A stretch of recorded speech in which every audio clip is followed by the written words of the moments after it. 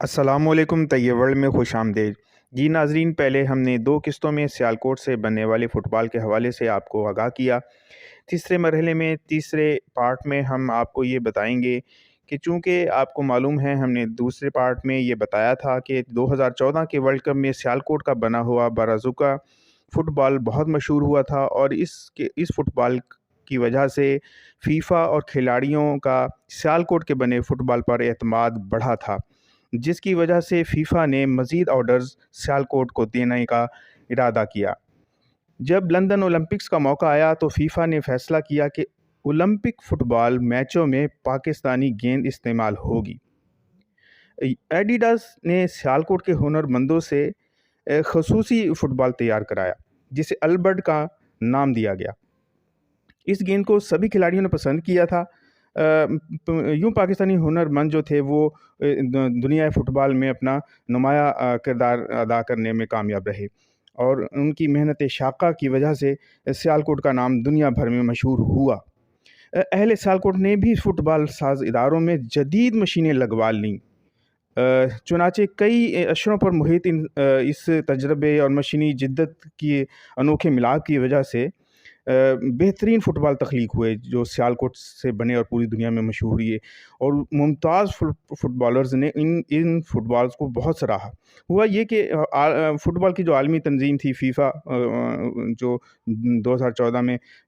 برازوکا کا جو ٹھیکہ تھا وہ جرمن سپورٹس کمپنی ایڈیڈاس کو ملا تھا۔ ایڈیڈاس نے اس کو پھر آگے آؤٹ سورس کیا، اور اس کو یہ آؤٹ سورس کرنے کا بہترین مواقع جو ہیں وہ چائنا میں افرادی قوت اور پاکستان کے شہر سیالکوٹ میں زیادہ میسر آئے، اور یہیں پر اس کا اعتماد بحال ہوا۔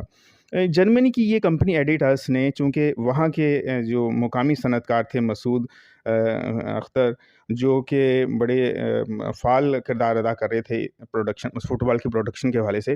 تو ان سے معاہدہ کیا اور ان کو آرڈرز دیے۔ ان کی کمپنی کا نام فارورڈ سپورٹس ہے، اور وہ ہی یہ فیفا کو فٹ بال پرووائڈ کرتی ہے بنا کر۔ تو جب جرمنی نے آگے یہ کام ایک چینی کمپنی کو دیا جو کہ کئی ہزار ملازم رکھتی تھی،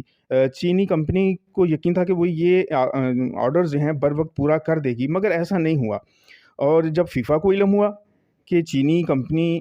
وقت پر کام پورا نہیں کرے گی اور اولمپکس مقابلوں کے لیے فٹ بال جو مطلوبہ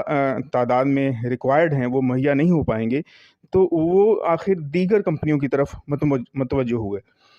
آج کل جو فٹ بال تمام عالمی یورپی ممالک میں جدید ترین تکنیک کے مطابق استعمال ہو رہا ہے، وہ تھرمل بائنڈنگ ہی ہو رہا ہے، اور اس تھرمل بائنڈنگ کی مشین کو لگانے میں فارورڈز کمپنی نے بہت اہم کردار ادا کیا۔ اس کے مالک مسعود اختر نے جو ہے وہ اس حوالے سے بڑی محنت کی، اور اس کے حوالے سے ہم آپ کو الگ سے ویڈیو بنا کر دکھائیں گے کہ کیا کیا سٹرگلز اپنانی پڑی۔ تو یہ جو جدید ٹیکنالوجی ہے تھرمل بائنڈنگ، یہ تقریباً 80 مراحل سے گزر کر ایک فٹ بال اس میں تیار ہوتا ہے۔ پاکستانی ادارے میں تھرمل بائنڈنگ کی کچھ پرانی مشینیں نصب تھیں، اس لیے فیفا کے ماہرین نے کمپنی کو ٹھیکہ دینے سے انکار کر دیا۔ کوئی اور ہوتا تو اس ناکامی پر ہمت ہار بیٹھتا، مگر خواجہ مسعود اختر نے اپنا عزم و حوصلہ بلند رکھا اور رفتہ رفتہ فٹ بال بنانے کے لیے بین الاقوامی کمپنیوں سے آرڈر لینے لگے۔ جلد ہی چوٹی کے یورپی فٹ بال مقابلوں مثلا چیمپئنز لیگ میں جو یوفا کی تھی اس میں ان کا فٹ بال استعمال ہوا، پھر بندس لیگا اور جرمنی لیگ میں بھی، فرانس میں، اسپین میں جو لیگز ہو رہی تھیں اس میں بھی پاکستان کے شہر سیالکوٹ کے بنے ہوئے فٹ بال استعمال کیے گئے۔ اصل مسئلہ یہ تھا کہ فٹ بال کی تیاری کے لیے جدید مشینوں کی تنصیب چاہیے تھی، اور اس کے ساتھ ساتھ ایک وسیع پیمانے پر سرمایہ بھی درکار تھا۔ جو فارورڈ کمیٹی تھی اس نے یہ فیصلہ کیا کہ اس کو آرڈرز کو جلد از جلد پورا کرنے کے لیے پیسے کا بھی انتظام کیا جائے، اور جلد از جلد مشینری اور کاریگروں کو جو تجربہ کار انجینئرز ہوں گے جو ان مشینوں کو چلائیں گے ان پہ جلدی سے جلدی کام کیا جائے۔ وقت بہت تھوڑا تھا، تو انہوں نے بینکوں سے قرضہ لیا